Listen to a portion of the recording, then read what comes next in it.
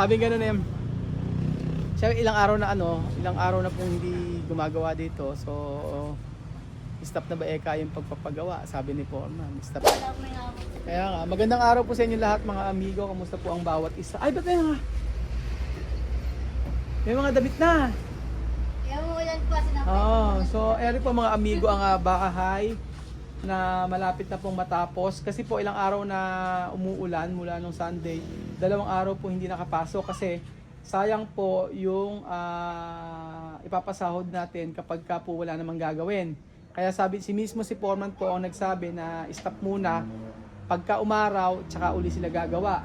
So meron po itong ukay-ukay na nagaganap. May mga ukay-ukay na gaganap po. Ayan.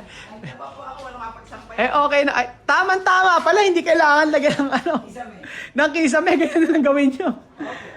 Tapos naman na pala halos lahat. Ayan po. Ito na yung gagawin. Yun. Ano pala Ate Bebe gagawin natin? Sabi ni Foreman,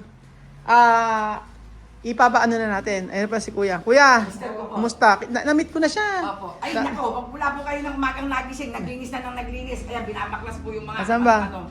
Kamusta kalusugan mo? Naoperahan ba siya? Ay po, haba, yung sa puso. Yung po yung sinasabi ko na open heart surgery siya. Open surgery yan? Opo. Ano tinanggal? Ugat. Tatlo. Sa Saudi? Ay, nag-Saudi ka ba dati? Saan? Riyadh. Di ba naman magkarabik? Konti lang. Assalamualaikum. Yun lang. Assalamualaikum. Waalaikumsalam. Yun lang, wala na. Mapipulus. Pipulus. Kapit ka na, tsaka ka magpaahit na doon. Yan pala. Saan ba si Kuya? Ano ginagawa niya? Dapat po aalis na, bibiyahin na sila Ah. ngayon. Sabi ko, linisin mo yung sa likod at pagkakabidaklas. Nalinis ba? Nalinis po. Tingnan ko nga muna. Nakatanggal na yung Sipag pala si Kuya, eh. Mga ano. Tingnan mo na. Opo, nilinis niya ng konti. Handa ka na bang bagbagin yung bahay mo? Handa ka na bagbagin? Ilan taon ka ba sa Saudi? 12. 12? Ihirap kasi sa Saudi. Ano trabaho sa Saudi? Ako sa opisina. Service driver. Service driver. Mura, ang laki ng sahod niya. Doon. Opo, 1,200 Dati? real. Opo. Ngayon subo, 1,200 real. Ganon din sahod ko dati. 11,000 lang yung... Bababa lang yun. Mura lang po. Mura lang ang sahod. Bababa lang ang sahod doon. Kaya lumayas din ako rin. Opo, mura lang. Parang nag-uwi nga lang ako ng mga 20 mil isang buwan eh. Umalis na ako kasi ang hirap ng trabaho, no? Kaya lang po Sakripisyo. siya nagtiis po siya. Oo. Galing pa lang sa audit ng si Kuya. Dito mo naman. Yun ang natikman niya doon na libre yung operasyon niya. Kasi kung dito Ah, sa Pilipinas, Pilipinas. o-operahan. Doon ka na-operahan? Sa pera natin to, 3 million. Eh kung dito siya o-operahan, mamamatay po. Hindi ko Oo. kayang ipa-opera. Saan ako hahanap ng ganong pera? Kailan mo na-operahan? 2015. Tagal na, 12 years din siya na ano. Opo. Yun lang ang maganda doon na... Pero ngayon, okay ka pakiramdam niya? Paminsan-minsan daw po na... May epekto na kapag may tayo. Iba na kasi, ano? Eh, na siya tinanggalan ng Ano ugat. ba yan? Tinanggal ka ng ugat ng lagiron? Opo. Ano sakit niyan? Ano po, yung para-parado yung ugat. Yung mga nagbabara. Yung mga... Ano mo, dami nga namamatay sa Saudi. Opo. Alam mo, ilan yung kasama ko namatay doon? 2. Stroke. Kasi mapagkain natin eh. 4. Tapos may ligsin sa papagitan ba? Oo nga eh. Yung mga... Doon din. 2 yung namatay ko kasama. Ilanagot ako, stroke, ganyan. Maganda sana sa Saudi kung malaki yung sahod. Eh, kung ano yung sa... Malaki nga, mura nga sahod. Dun. Lang siya. Kaya, ito ba ginawa? Ito. Eh, yung po sa likod eh, babak kasi nalisana niya. Meron na tayong gamit kuya eh. Oo nga po. Ayan na. Tinuro ko sa kanya. Ang kulang na lang natin ay yung yero asaan. Andito po sa gilid. Ay, meron na ba? Opo. Pina-order ko na nga lahat kasi sinend ko na kay... Ayun po, maraming salamat kay Ate Mariton. Shoutout sa'yo, nabili na po natin. Ayan na po yung mga nabili natin gamit. Sakto na to. Ba't parang 30 ata, 30 po ata ito. 30? Tsaka ito yung bakal eh. 30, tapos... Asan pa? Ako na piraso yung bakal niya. Ayan, may mga bakal pa tayong mga binili para sa kanila. So, yan kasi mahal. Mahal kasi bakal. Eh yung dito kila Ate Janet, ito yung mga ibang bakal lang binili dito pero yung iba hindi naman nabili kasi nga ito yung mga bakal ko before na binili ko din naman. So halos tapos na yung kila Ate Janet. Sabi ko nga ayusin na lang na unti-unti. Asan ba yung ito ayusin. I-adjust natin eh. Opo. Medyo maputi. Kasi meron ka pa Ate Bebing lupa. Opo. Eh sayang naman kung di. Ayun na pala eh. Tapos dun Adjust natin. Opo, hanggang dito lang naman po. Tapos maglagay ka ng kwarto. Ayan, dito. Ayan. Ayan pala dito, oh. Opo. Ahaba. Eh, nakaayos na pala. Meron ng ganun eh. Opo. Ano gagawin natin kwarto kabila? Dito daw po ilalagay yung CR namin para yan lumapad po sa loob. CR to, ito kwarto. Opo. Ganon, oo nga. Opo. Oo nga, parang malaki. Opo. So, Tita kasi- Mariton, salamat po. Okay. Maraming salamat po. Pagpalain tayo ng Panginoong Diyos. Nagpa- salamat po. nagpadala na kasi si Tita Mariton ng pangmaterials. Opo. Nag-ano siya, pinanood ko yung vlog niya. Kay Tita Mariton, Tapos nag-vlog siya. nabanggit niya yun, yung may pinagagawa, meron daw project na si kay Kuya Ruel. Oo. Panood ko yan, kumakain siya eh, o kuya ata yun. Na may Oo, yan. ano. Subscribe si Tita Hipon. Mariton. Siya kasi mag-ano, Mag-i-sponsor. mag-sponsor dito. Nagpadala na siya ng pera na pangmaterials. Opo. Ngayon, kulang pa yon, syempre pang labor. Opo. Sabi niya, okay naman daw, magkapadala uli siya pang Ako, labor. Tita Mariton, Oo. napapapalain po tayo ng Panginoong Diyos. Maraming salamat po. Maraming ano salamat. Oo. Kaya meron ng pang ano, Maraming meron na pang Ate labor. Katie, Sister Mamita, ako, maraming salamat po. Maraming salamat po. Mabuhay po tayo, pagpalain tayo ng Panginoong Diyos. Kaya nga, ayan, masisimulan na iba. Ang plano pala, yung sa may bahay ni Ate Janet, hayaan na muna natin ganyan. Opo. Kasi, oo nga naman, may point din kasi yung biyanan mo na, syempre, kung ikaw din nasa Kalagayan. kalagayan ni Ate Janet, tapos tiyan rin yung bahay mo, iba ang unang titira, syempre, hindi Opo, okay. opo, opo. Pero maganda, kahit hindi mo natapusin yung kay Ate Janet, ganyan-ganyan muna, tapos para may malilipatan lang. Opo. Tapos ang plano nga po namin, yung kay Maran Jessica at saka yung sa'yo, gagawin na rin. Babalangkasan na. Tapos yung finishing, unti-unti hanggang matapos yun. Para hanggang mayari. Opo, hindi naman nag-aapuro. Yun nga, oo, yun nga, mapag-aantay. Opo. Yun nga, nagpadala nga si Tita Mariton ng pangmaterialis na. Yung pan-labor nga, kulang pa yun. Kaya sabi niya, nagkatanong siya sa akin, siya na raw bahala magpadala Okay, noon. na po, Oo. bahala. Kaya bukas, pagka umaraw, Gagawa. gagawa na at masisimulan na. Pwede naman doon kayo kila ano. Opo. Kaya, Bahala na po, okay naman. oo nga, importante nga may masimulan. Masyadong, kami po ang bahalang gumawa ng paraan kung paano kami. Pero yung asawa mo, hindi kailangan pagka ganyang pahinga dapat. Naku po, gusto magpahinga at tutulong daw siyang gumawa. Oo. Sabi ko, kahit daw 2 araw lang, gusto kong tumulong. Sabi niya, siguro sa sobrang kasiyahan din Oo. po na nadaraman niya na kami magkakabahay ng... Hindi, kaya mo sa magtrabaho. ngayon sabi ko, hindi, sabi niya, pag ginagawa na yun sa atin, kahit mga 2 araw lang, tutulong ako. Wag na, ako na bahala doon. Sabi ko, pagluluto ko na lang ng merienda yung mga gumagawa. Kung ako, papatayin ko yung mga manok dyan. Sabi ko, iaros kaldo ko, magsosopas ako. Sabi ko kami sa kanya. Ganun na lang ang gawa. O sige, Huwag sabi na siyang, niya, kasi, gusto magpahinga ng 2 days at tutulong daw kailangan ako. niya magtrabaho. Siyempre, Sabi- panggamot nyo. Sabi ko nga po, paano naman tayong dalawa Yung panggamot. paano naman sa atin, sabi ko sa kanya. Kaya nga. Ikabubuhay natin. Siguro, Ay, gusto sabi nga ko rin sa nga niya. tumulong. Gusto nga rin. Wala kayo na umaga, ayan. Ala na, malinis na nga na. Nang alam po, hindi naman Ito po yung mga kalat Pati dito. ito, isa na lang sa niya. Yun, nakaayos na nga lahat eh. Oh. Opo, wala kayo nang magang nagising. Di pa pala. Ginawa lang niya. Kaya maganda kasi pagka nasimulan, pag naayos na to, yun lang naman ang kulang natin. Sabi ko nga kay Foreman, simulan na agad yung isang bahay. Opo.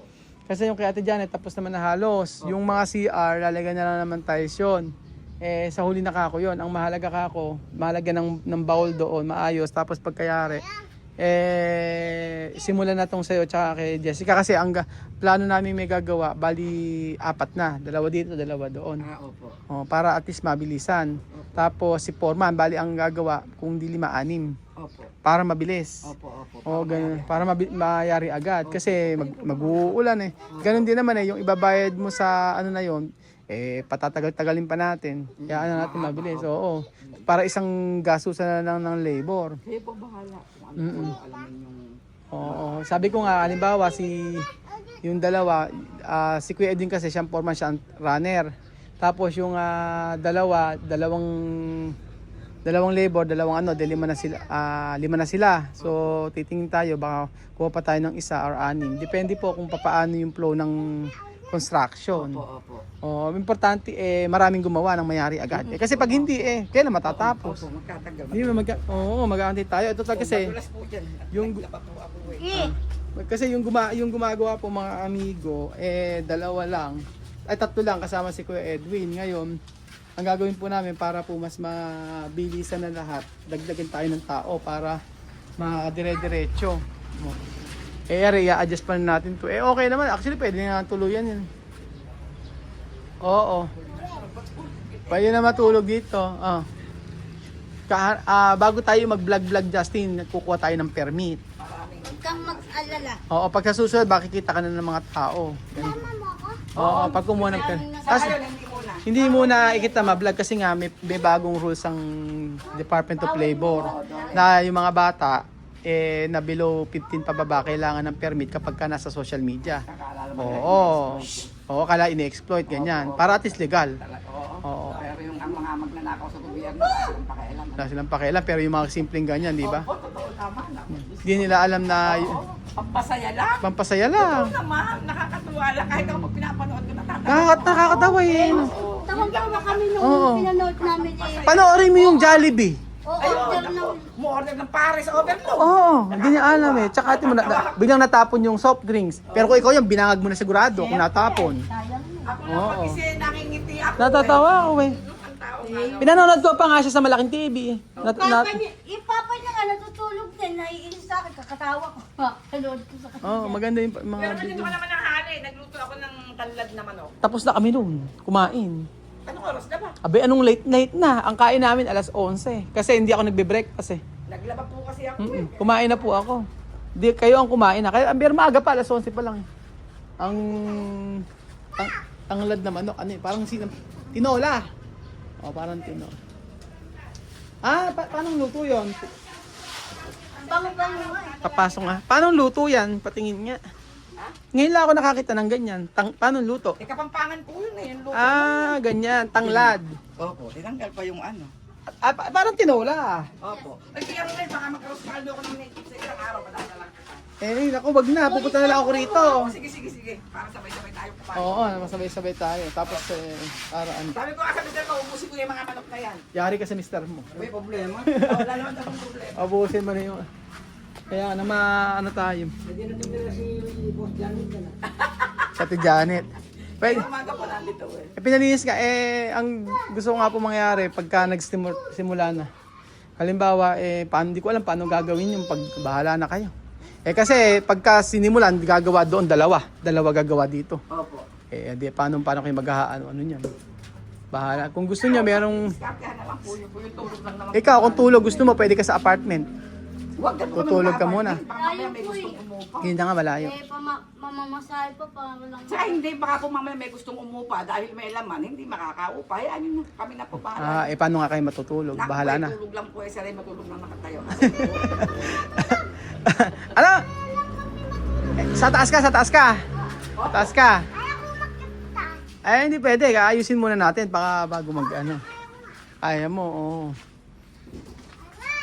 Aray ko po. So ito na po mga amigo ang mga materyales.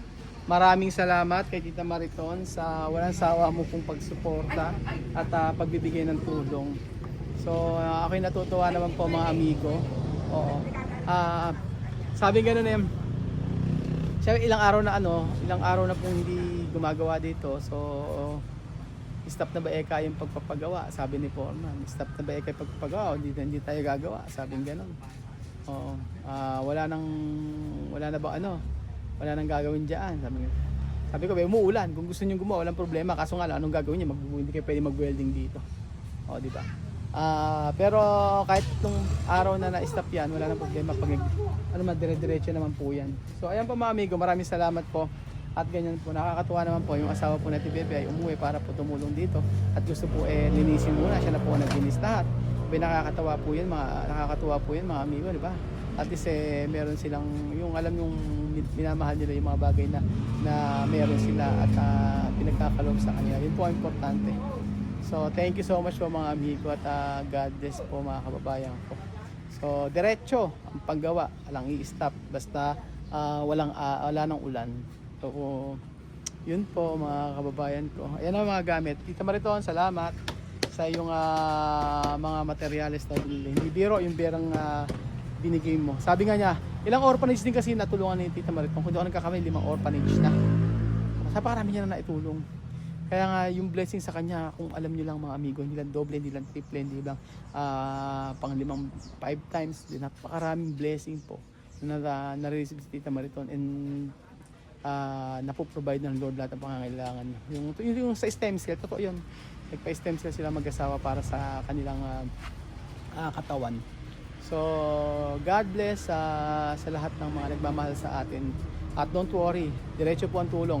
Punta man dito ang Matinga family, o wala man dito ang Matinga family, ano pa man yan, diretso pagtulong natin. Kasi ang lagi, alam niyo naman po ang iba, grabe po ang mga salita. Talagang kung ikaw ay bago sa social media, ma-hurt ka.